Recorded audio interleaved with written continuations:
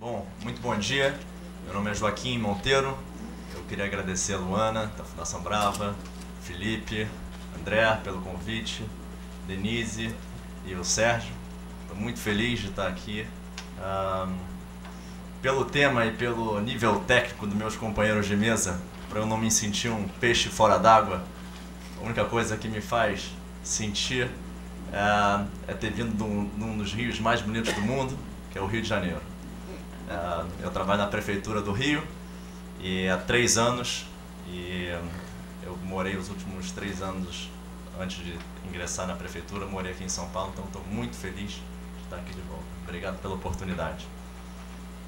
Eu vou apresentar alguns temas dos nossos desafios da cidade do Rio de Janeiro. O Rio basicamente está dividido em 3 grandes bacias. Eu vou levantar aqui para a gente nivelar algumas informações.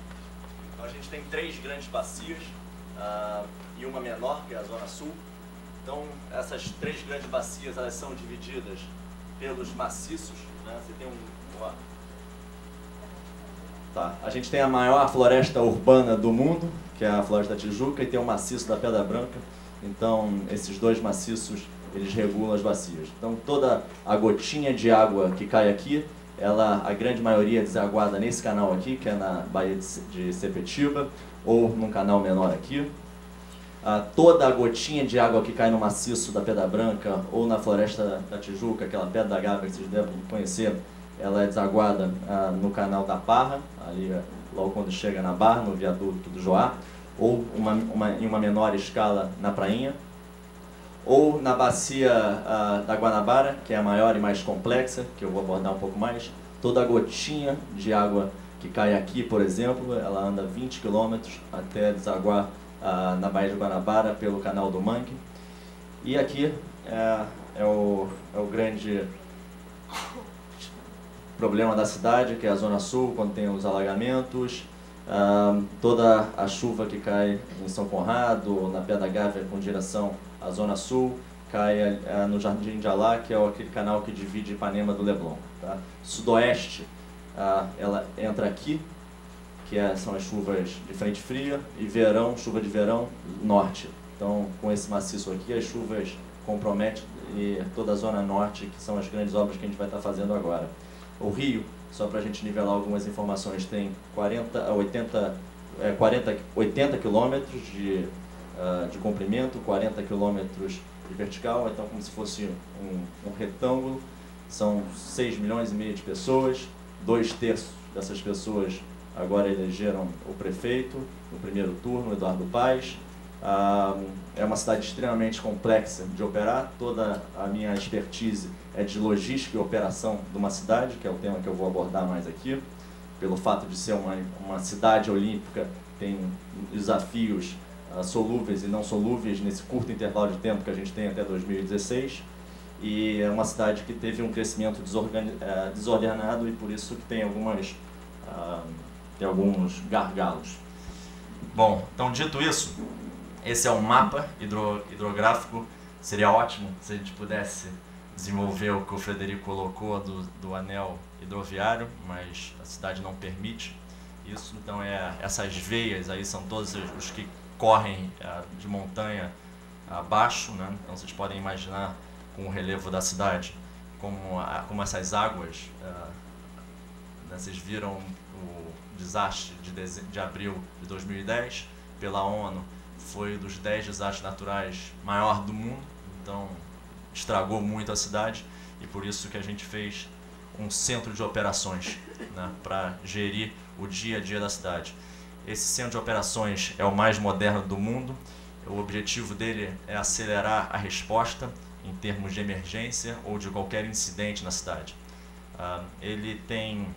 Eu vou mostrar um breve vídeo só para mostrar como é que a gente dá a resposta em caso de emergência, mas só para vocês terem ideia, ele é 3 vezes o tamanho da sala da NASA para lançar o foguete à Lua. Então não existe em Paris, não existe em Chicago, não existe em Nova York, não existe em Tóquio. Isso é feito já para operar o dia a dia da cidade. Tá? Dividir algum vídeo aqui com um breve vídeo.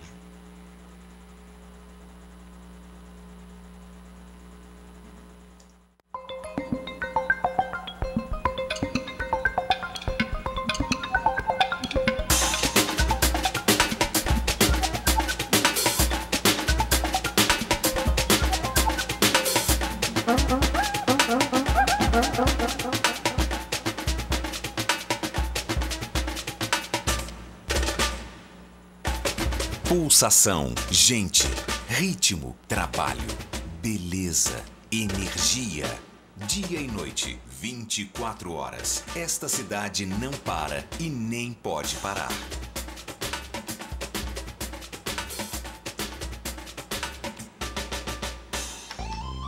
E é por isso que a Prefeitura do Rio criou o Centro de Operações Rio na Cidade Nova.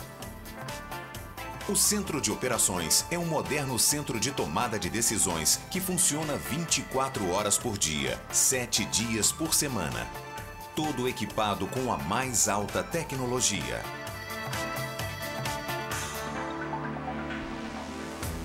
O coração do projeto é esta sala de controle. É aqui que 70 operadores se revezam em diferentes turnos para acompanhar o funcionamento da cidade. Mais de 400 câmeras, instaladas em lugares estratégicos, fornecem as imagens que são vistas neste telão, que é o maior da América Latina. O Centro de Operações auxilia o Rio no seu dia a dia, no planejamento de grandes eventos e em situações de emergência como chuvas fortes, acidentes de trânsito, apagões e deslizamentos. Com todos os órgãos envolvidos na operação da cidade, atuando de forma integrada no Centro de Operações, o carioca agora sabe que o Rio se tornou uma cidade melhor, uma cidade inteligente. O Centro de Operações permite que tenha gente olhando para todos os cantos da cidade 24 horas por dia, 7 dias da semana, que era o que não acontecia. Então isso aqui para mim é um sonho realizado. Desde o dia que eu entrei na prefeitura, eu sonhava em ter esse espaço para a cidade do Rio de Janeiro, para as pessoas, principalmente isso, as pessoas saberem que elas estão sendo cuidadas. Prevenção e informação. A Prefeitura investiu no que há de mais tecnológico para prever o tempo e foi pioneira em adquirir um radar para fins exclusivos de prevenção de enchentes e deslizamentos. Instalado no Morro do Sumaré, este radar faz a previsão das chuvas que podem atingir a cidade. As imagens são monitoradas por uma equipe de meteorologistas do Alerta Rio. Essas informações alimentam o PEMAR, Previsão Meteorológica de Alta Resolução, sistema que foi desenvolvido pela IBM exclusivamente para as características da cidade. Com essa tecnologia, é possível prever temporais com até 48 horas de antecedência. O Rio é a única cidade da América Latina com um sistema exclusivo de meteorologia como o PEMAR. A Prefeitura instalou sirenes em encostas com risco de deslizamento.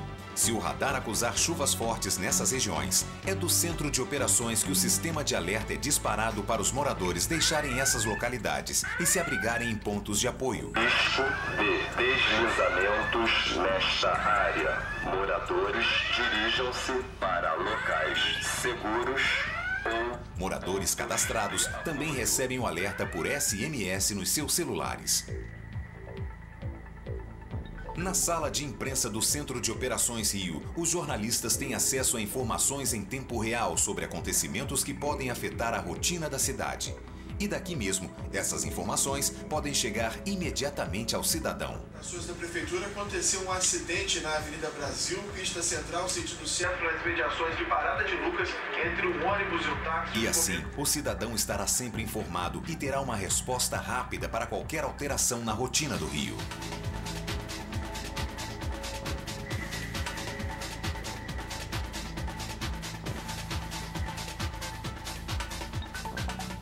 Quando alguma anormalidade é detectada na cidade, é aqui, na sala de crise, que o prefeito, secretários e outros agentes se reúnem para tomar as decisões. A residência do prefeito e a Defesa Civil têm conexão direta com esta sala. O alto investimento em equipe e tecnologia faz do Centro de Operações Rio uma referência mundial no planejamento e operações da cidade. Tudo isso porque o Rio não pode parar.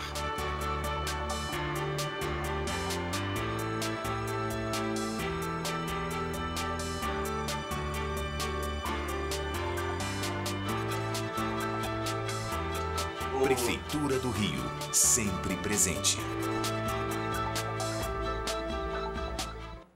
Bom, esse Centro de Operações é um projeto da IBM, eles têm um projeto mundial chamado Smart Cities, que são as cidades inteligentes, e custou zero para os cofres públicos. Então a IBM desenvolveu toda a parte de tecnologia, assim como o Rio tem a Copa do Mundo, a Olimpíadas, a final da Copa do Mundo, a ida do Papa, Rio +20, tem esse produto chamado Centro de Operações, né, para deixar a cidade inteligente. E a IBM desenvolveu toda a parte de software e a Cisco cedeu para a cidade toda a parte de hardware. Então é muito interessante a operação desse negócio. Aí o que a gente faz diariamente? O que era previsto com 6 horas de antecedência, chuvas de grande intensidade, hoje a gente consegue prever com 48 horas. E tudo isso que vocês viram, nada é um projeto, né? Tá tudo acontecendo a todo vapor. Então quando você tem uma chuva hoje prevista, com meio-dia, 12 horas de antecedência, as pessoas naquela região recebem um SMS, né? Todas as áreas, a gente, quando tem uma chuva torrencial, a gente sabe onde concentrar os esforços da prefeitura, não só da prefeitura, mas do governo do estado e do federal. Então o que são esses pontinhos azuis? São pontos de potenciais alagamento. Isso é muito interessante, porque não tem, a gente não precisa ficar vendo em câmera onde vai alagar, a gente sabe. Entendeu? Então tem pontos hoje que, como a Praça da Bandeira, que eu vou colocar um pouco mais para frente, são pontos que chove X milímetros por minuto, você sabe que vai alagar. Então você põe todos os esforços, você concentra naquela determinada área. Aqui, por exemplo, a gente conseguiu, agora uns 6 meses atrás, nivelar todas as ruas. Então você sabe exatamente o ponto que vai alagar. Aqui, por exemplo, é na frente do Maracanã, na Avenida Maracanã, e aí você sabe que tem uns bolsões d'água, mas você não desloca os orientadores de trânsito para a Avenida Maracanã. É precisão da informação. Você sabe que aqui, exatamente nesse ponto, vai alagar. Então esse ponto significa que é aqui. Então você desloca todo o VACOL, que são aqueles caminhões de desentupir bueiro, ou a Defesa Civil com os botes, ou o helicóptero para resgatar a vítima, naquele latitude com longitude. É precisão do local. Isso também não existe em nenhum lugar do mundo e tá facilitando bem a operação da cidade, né? Outra coisa interessante é, tendo em vista que o Rio é uma cidade complexa, que nasceu entre a montanha e o mar, você tem hoje 18 mil pessoas morando em áreas de risco, né? Então é uma cidade, como eu falei, que cresceu de forma desorganizada, mas essa cidade vai receber os maiores eventos do mundo. Então não faz sentido você receber eventos de primeiro mundo e ter pessoas morando em área de risco. Então o que a gente fez? A gente conseguiu mapear, prever as coisas que podem acontecer. Então a gente conseguiu mapear, principalmente nas comunidades, áreas de risco, né? Então o vermelho é grande intensidade de risco e o verde menos risco de deslizamento. Então numa eventual chuva você sabe de novo os esforços e não adianta a prefeitura saber disso, não adianta o centro de operações saber disso, porque se tiver um deslizamento as pessoas precisam saber para onde correr, tá certo? Então o que a gente fez? Cada comunidade pacificada foi treinada incansavelmente, todo mundo foi treinado 2, 3 vezes, tá? Tanto o velhinho, quanto a criancinha, quanto o padre, quanto o pastor, eles sabem quando aquelas sirenes que vocês viram no vídeo, quando elas forem acionadas, eles sabem para onde correr. Então aqui você tem toda, esse amarelozinho são as sirenes instaladas, essas casas são clubes, escolas públicas, igrejas, são pontos seguros ou até casas de moradores em pontos seguros. Então uma vez que você aciona a sirene, você sabe para onde correr. Isso facilita muito a operação. E além disso, você tem telefones de pessoas estratégicas, não só de líder comunitário, mas do cara que mora mais alto da favela, você liga no celular dele, porque às vezes não tem tempo para você deslocar um bombeiro até lá, então você liga para o cara e fala: José, não sei se você escutou a sirene ou não, você está com risco de deslizamento aí nos macacos, por exemplo, que é essa foto. Então é melhor você sair de casa e avisar todo o teu entorno. E vai para aquela igreja que você sabe. Isso acontece. E volta e meia a gente está fazendo também uns testes cegos, né? Que é tocar a sirene para ver a reação das pessoas. Esse eu acho que é um belo exemplo de como é o Rio de Janeiro, como é que é o relevo, né? Então a cidade está meio que justamente embaixo da montanha. Essa é a zona norte, aqui é o maciço da Floresta da Tijuca. Aqui você dá para ver a intensidade da inclinação. E a gente também conseguiu monitorar os relevos, então a gente sabe as áreas mais delicadas. Por exemplo, numa eventual chuva, imagina essa região aqui como vai ser afetada com todos esses rios concentrados ali, né? Porque não tem tempo de escoar, porque a água chega com muita velocidade nos canais. Então é tecnicamente, humanamente e financeiramente inviável. A cidade vai receber uma Olimpíadas daqui a 4 anos. Seria ótimo se a gente pudesse parar esses 4 anos para fazer todas as obras, né? Mas a cidade continua pulsando, funcionando. Isso é também um case muito interessante, que é usar a tecnologia a favor da cidade. Os principais rios da cidade, hoje Maracanã, Joana, o Papacove, tem sensores e a gente consegue monitorar em tempo real o nível dele. Então aqui, por exemplo, é o nível normal do rio, aqui é o nível de atenção, que vai colocar todos os esforços lá, abrir a comporta, aumentar, e aqui é um nível de alerta que você tem que mexer no trânsito, escoar moradores do entorno. Isso ajuda bastante também a cidade a prever e não ter... Tudo tem protocolo hoje no Rio, né? Quando você tem um acidente e você tem que remover vítimas, antes cada um tinha uma informação, a CET tinha uma informação, a Conlurb tinha outra, a conservação tinha outra, a Rio Águas tem outra. Então, o que o Centro de Operações fez? Fez nivelar as informações. Todo mundo hoje tem a mesma informação em tempo real. Fica todo mundo sentadinho como se fosse um border de uma empresa e tem aquela tela enorme, que é a maior tela da América Latina, e você fica recebendo input. E de 2 em 2 horas vai uma pessoa na frente da tela falar como é que está a meteorologia, como é que está o trânsito, para todo mundo estar na mesma página. Que o grande desafio de gerir uma cidade é você dividir as informações com todos os órgãos competentes. E o caso mais emblemático, sem dúvida nenhuma, é a da Praça da Bandeira, né, que fica ali logo no acesso do Maracanã, e tem uma intervenção enorme. Agora, a gente, como aqui em São Paulo, a gente está criando uns reservatórios, e aí tem um vídeo que ilustra isso.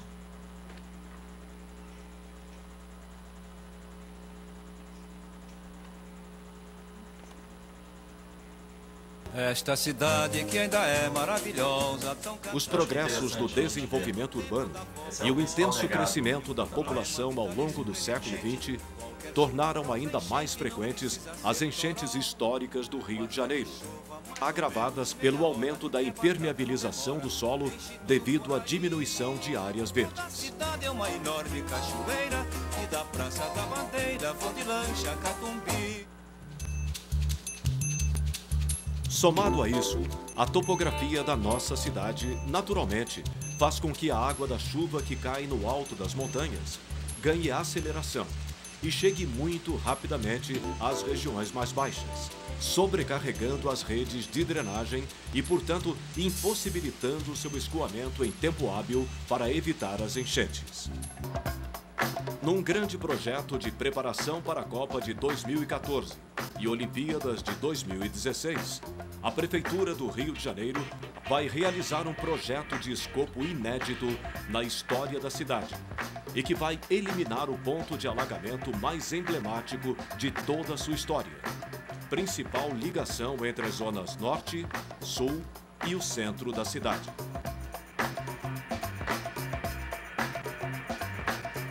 As áreas prioritárias hoje são todos os rios e subbacias que compõem a bacia do Canal do Mangue. A implantação do projeto vai desviar parte da vazão total do rio Maracanã para o rio Joana, na altura da Praça Varnagem, e passando pela rua Felipe Camarão até encontrar o rio Joana.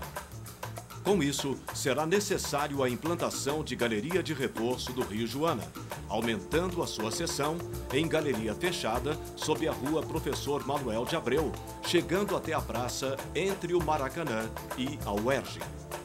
Deste ponto em diante, haverá a travessia sob a linha férrea, desviando o rio de seu traçado atual e fazendo-o prosseguir através de um longo túnel que será perfurado sob os morros de São Cristóvão e da rua Fonseca Teles.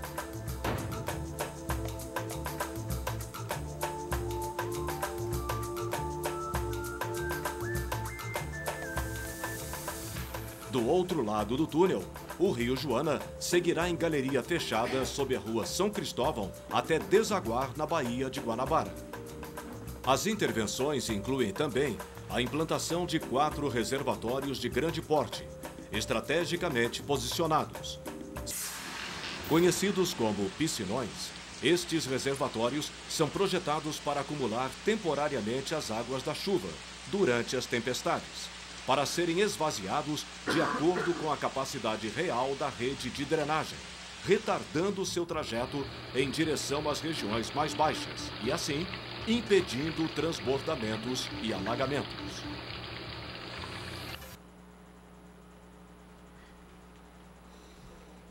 Então essa é a maior obra, é uma obra do PAC, que custa 292 milhões de reais. Não é a prefeitura que está executando, ela só coordena, né? Mas é um negócio enorme. Como é que o cidadão se beneficia disso tudo, né? Não adianta ser todas as intervenções, toda essa tecnologia a favor da cidade, se o cidadão, se nós não sermos beneficiados. O que a prefeitura, o que a gente fez, né?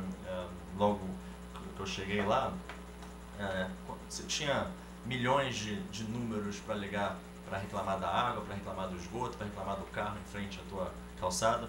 Aí a gente fez um número chamado 746. Se você pegar o teu telefone, o celular, o 746 quer dizer a palavra Rio, né? Então você não precisa gravar. O 1 é um número que a Anatel obriga. E além disso, está falando até com o Ricardo, que tem um aplicativo. Então hoje o que acontece? Você pode fotografar o esgoto, a luz queimada, a árvore para ser podada, o buraco na rua, e todo o 14º salário, o bônus dos servidores públicos é atrelado à taxa de atendimento desse serviço 1746. Então é meritocracia pura, isso é fascinante. E hoje o cidadão não tem esse negócio de revolta mais, porque antes ele fotografava, mandava para o Globo publicava, aí o Globo ficava batendo na prefeitura e a prefeitura não fazia porque tinha outras prioridades. Hoje o cidadão fala direto com quem faz o serviço e aí aquela história que a menor distância entre 2 pontos é uma reta. Tinha essa história dos 100 números, e aí isso aqui é como o cidadão absorveu essa história. Essas são os últimos chamados da parte de microdrenagem, né, que são os ralos, as galerias e os valões. Foram 12.500 solicitações só nesse ano de 2012. Então acho que o cidadão agora está se sentindo um pouco dono da cidade, sabe? É aquele sentimento de pertencimento. E esse é um mapa que a gente também tem no centro de operações. Quando você usa o aplicativo do iPhone ou ou de qualquer smartphone, pelo próprio GRPS do aparelho, ele consegue identificar de onde o cidadão está reclamando. Então ele não precisa digitar lá, eu estou na Vieira Soto, em frente ao posto 9.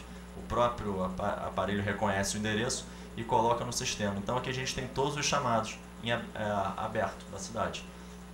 E isso passa a ser prioridade. Então não tem mais aquela história de pedido político. A melhor forma de você ter o atendimento é entrar na fila do 1746, porque é prioridade. Então os funcionários têm interesse em atender os pedidos porque ele vai receber bônus no final do ano. É isso, gente. Obrigado. Eu estou aberto para perguntas.